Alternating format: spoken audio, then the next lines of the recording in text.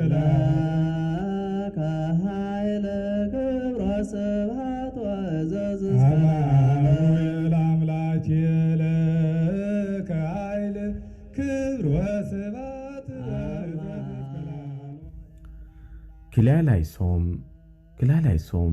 ክላላይሶም ዝኸበርኩም ህዝበ ክርስቲያን እግዚአብሔር አምላክና ሕያው እዩ እሞ እምንሆ ሎሚ ፍቓዱ ኮይኑ ኣብ ናይ መወዳእታ ዓብይ ጾም ማለት ሰሙነ ሕማማት ሓደ ሰሙን ቅድሚ ትንሣኤ ዘሎ ሰሙን በፂሕና ኣለና። እዚ ሰሙን እዚ ጎይታናን መድኃኒናን ኢየሱስ ክርስቶስ ንደቂ ኣዳም ካብ ባርነት ዳቢሎስ ሓራ ንምውፃእ ሕማምን ሞትን ዘይግብኦ ክንሱ ብፍቓዱ ንዝተቐበሎ መኸራን ስቓይን ሞትን ዘዘኻኽር ሰሙን እዩ። ሰሙነ ሕማማት ምእመናን ንኹሉ ዋኒኖም ሓዲጎም ኣብ ቤተ ክርስቲያን ተረኺቦም ፍልይ ብዝበለ ገባብ ንውዕለት ጎይታ እናዘከሩ ስለ ድሕነት ሓጢኣቶም ዝበኺሉን ዝሓዝንሉን ዝሰግድሉን ሰሙን እዩ። ጎይታና መድኃኒናን ኢየሱስ ክርስቶስ ንኣዳም ንዘርኡ ንምድሓን ንዑ ዘይግብኦ ስቃይን መከራን ተቐበለ። ነቢይ እግዚአብሔር ኢሳያስ ነስአ ደዊነ ወፀረ ሕማምነ ብሓቂ ንሱ ንሕማምና ጸሮ ንስቃይና ኸዓ ኣብ ነፍሱ ጸሓኖ ንሕና ግን ብእግዚአብሔር ከም ዝተወቕዐን ከም ዝተቐዝፈን ከም ዝተዋረደን ጌርና ቆጸርናዮ። ንሱ ግና ብሰሪ ገበና ቆሰለ ብሰሪ ኣበሳና ድማ ተኸትከተ። ንሕና በሰላም ምእንቲ ክንነብር መቕጻዕቲ ናብኡ ወረደ። ንሕና እውን ብስንብራቱ ሓዊና። ትንቢተ ኢሳይያስ ምዕራፍ 53 ካብ ፍቕዲ 4 ክሳብ 7 ከም ዝብሎ ጎይታና ምእንታና ኽብል ዝወረዶ መከራን ስቃይን መግረፍትን ሞትን እንዝክረሉ ሰሙን እዩ።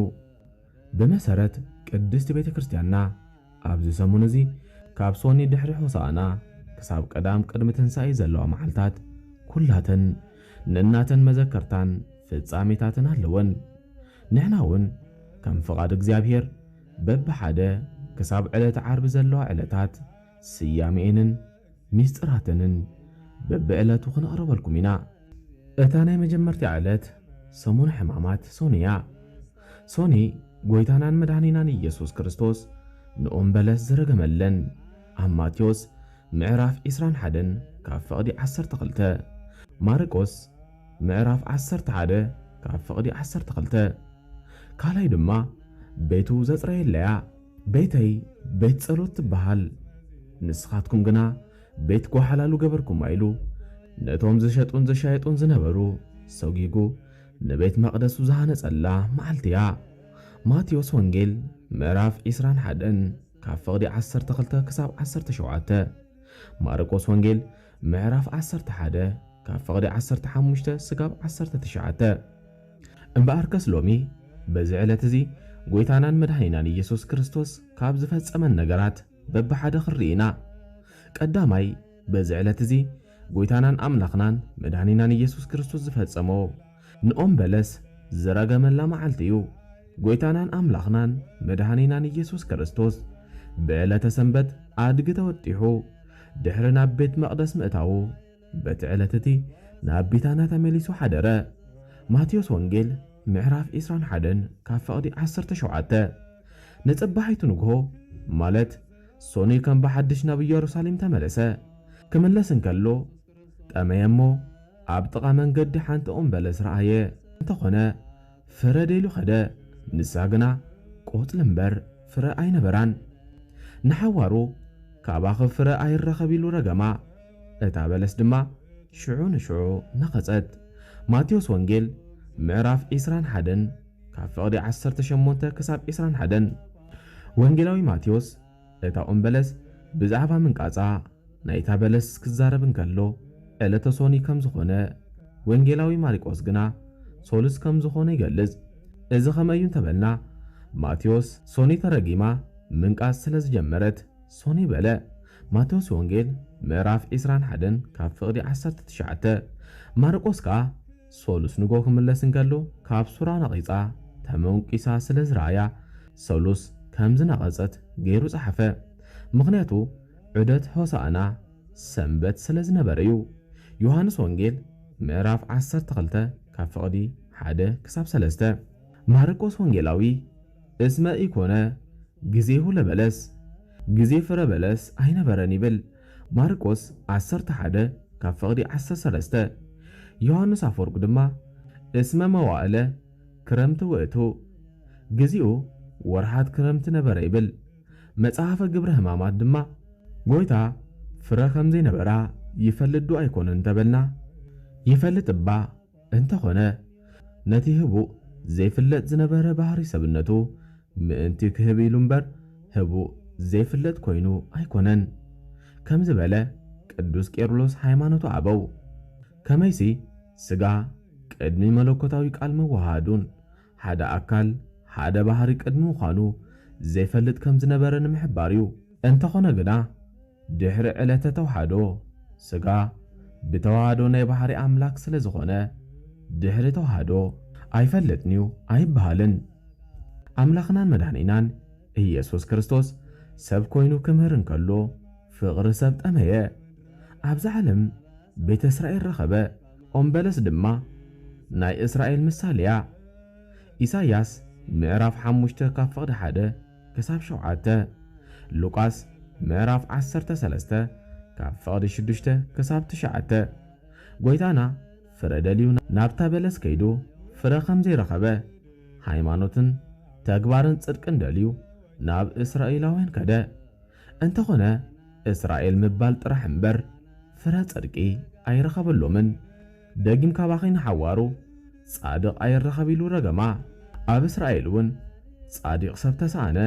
በዓል ቅዱስ እስጢፋኖስ፣ ቅዱስ ጴጥሮስ ከምኡውን 144,000 ሕፃናት ዝተረኽቡ ካብ እስራኤል ዶ ኣይኮነን እንተተባሃለ ብዜካ እዚኣቶም ንማለት እዩ ጎይታናን ኣምላኽናን መድኃኒናን ኢየሱስ ክርስቶስ ኣብዚ ዓለም እዚኣ ክምህር እንከሎ ፍቕሪ ሰብ ጠመየ። ሓጢኣት ከዓ ኣብዚ ዓለም ሰልጢኑ ረአየ። ፍረ በለስ ክትበልዖ ንግዚኡ ጥዑም እዩ፣ ድሓር ግና ይጎምድድ እዩ። ሓጢኣት ድማ ንግዚኡ ክትፍጽሞ ደስ የብል እንተኾነ ኣብ መወዳእታ ግና ዘጣሕስ እዩ። ናብታ በለስ ፍረ ደልዩ ምስ ከደ ኣይረኸበላን። ጎይታ እውን ሓጥእ ደኣ ተባሃለ እምበር ሓጢኣትስ ኣይገበረን። ዮሐንስ ምዕራፍ 8 ካብ ፍቕዲ 46 ቀዳማይ ጴጥሮስ ምዕራፍ 2 ካብ ፍቕዲ 22 ደጊም ንዘለዓለም ብሓጢኣት ዝኹነን ኣይረኸብ ኢሉ ረገማ። ዮሐንስ አፈወርቂ እውን ብመነጽር ኦም በለስ ንሓጢኣት ረገማ ኢሉ ተርጊምዎ ኣሎ። ካልኣይ በዚ ዕለት እዚ ጎይታናን መድኃኒናን ኢየሱስ ክርስቶስ ዝፈጸሞ ነገር ቤተ መቕደሱ ዘንጽሓሉ መዓልቲ እያ። ብድሕሪ እዚ ጎይታናን መድኃኒናን ኢየሱስ ክርስቶስ እቲ ቤተ መቕደስ እግዚአብሔር ኣብ ክንዲ መስዋዕትን ጸሎትን ዝዓርገሉ ቤት ሸቐጥን መሻርፍትን ኮይኑ ስለ ዝጸንሖ ኣብቲ ቤተ መቕደስ ኣትዩ ነቶም ዝሸጡን ዝሻየጡን ዝነበሩ ኩሎም ሰጎጎም። ጠረጴዛታት መሻርፍትን መናብር ሸየጥቲ ርግብውን ገልበጠ። ቤተይ ቤት ጸሎት ክበሃል እዩ ዝብል ጽሑፍ ኣሎ፣ ንስኻትኩም ግና ቤት ጓሓላሉ ገበርኩሞ። ማቴዎስ ወንጌል ምዕራፍ 21 ቅዲ 12 ክሳብ 17 ኢሉ ተጻሒፉ ከም እንረኽቦ ንኹሉ ተመሻይጢ ሰደቓታቶም ገልበጦ፣ ንዕዳግኦም በቲኑ ብጭጉራፍ ገይሩ ሰጎጎም።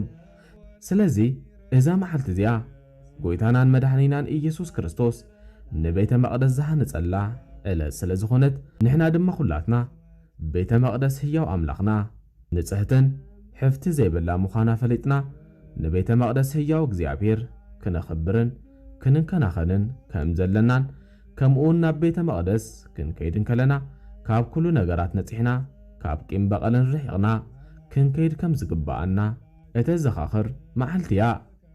ኣብ መወዳእታ ድማ ኣብ ግብረ ሕማማት እንጥቀመሎም ቃላት ናብ ግዕዝ ይኹን ናብ ትግርኛ ዘይተተርጎሙ ከም ዘለዉ ናይ ዕብራይስጥን ቅብጥን ቃላት ይርከቡ።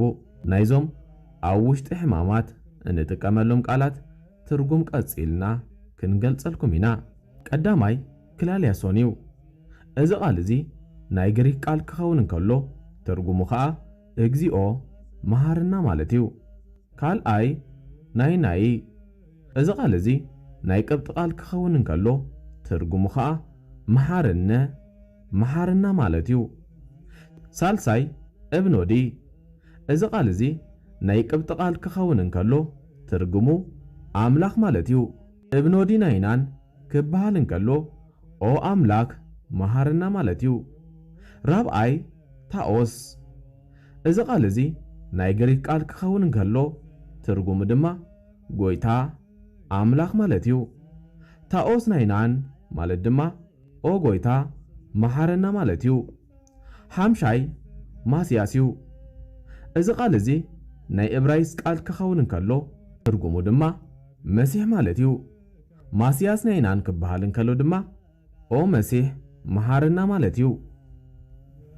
ሻልሻይ ትስፑጣ እዚ ቃል እዚ ካብ ዲስፑታ ካብ ዝብል ናይ ግሪክ ቃል ዝተወስደ ክኸውን እንከሎ ትርጉሙ ከዓ ርህሩህ ገዛኢ ማለት እዩ። ሻውዓይ ኣማኑኤል እዩ። እዚ ቃል ካብ ዕብራይስጥ ዝተወስደ ኮይኑ ትርጉሙ ኣምላኽ ምሳና ኾነ ማለት እዩ። ኣማኑኤል ናይናን ማለት ድማ ኦ ምሳና ዝኾንካ ኣምላኽና መሓረና ማለት እዩ። ሻምናይ ኢየሱስ እዚ ቃል እዚ ናይ ግሪክ ቃል ኮይኑ መድኃኒት ማለት እዩ። ኢየሱስ ናይና ማለት ድማ ኦ መድኃኒት መሓረና ማለት እዩ። ታሽዓይ ክርስቶስ ክርስቶስ ማለት ካብ ግሪክ ዝተረኽበ ቃል ኮይኑ ቅቡእ ክቡር ማለት እዩ።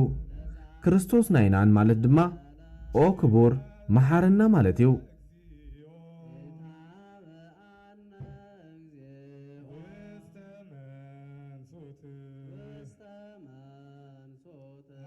እምበኣር ፍትዋት ህዝበ እግዚአብሔር ንሎማዓንቲ ሒዝናልኩም ቀሪብና ዝነበርና ነዚ ይመስል። ጽባሕ ድማ ናይ ዕለቱ ሚስጥርን ስያሜን ሒዝናልኩም ክንቀርብ ኢና። ኣብ ዘለኹሞ ናይ እግዚአብሔር ሰላምን ናይ ድንግል ማርያም ጸሎትን ምልጃን ምስ ኩላትኩም ይኹን። ክላላይሶም ክላላይሶም ክላላይሶም